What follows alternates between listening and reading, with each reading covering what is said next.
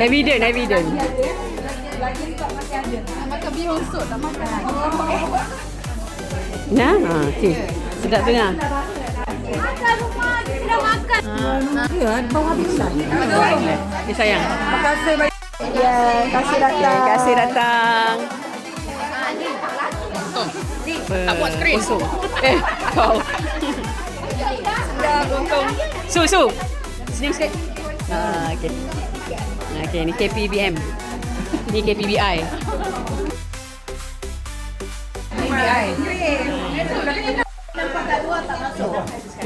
Ranger lah nak. Tahun ni dah tak SPM. Ha?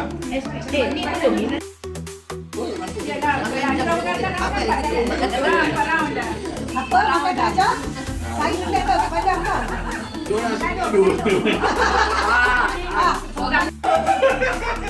Depan tengok siapa yang pilih.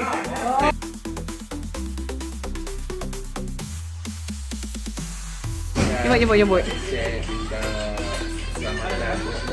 Dia lagi ni lah. Kita memohon. Sate ada Zal?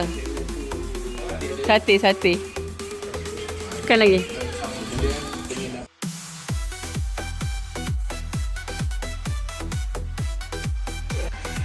Ini ucapan. Raya. Nak ucap apa? Sekejap lagi. Boleh ikut 2 hari je untuk beli sebab Ketika water rocket challenge tu 3 hari. Saya nak siram pokok. Pokok. Mana saya nak siram?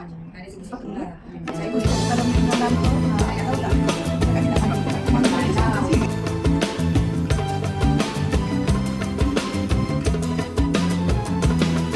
Semua cikgu-cikgu pentas datanglah ke bilik GKMP kerana Puan Samsuria telah menyediakan makanan Khas.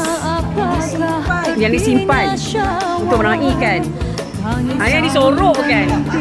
Untuk anak-anak petangnya.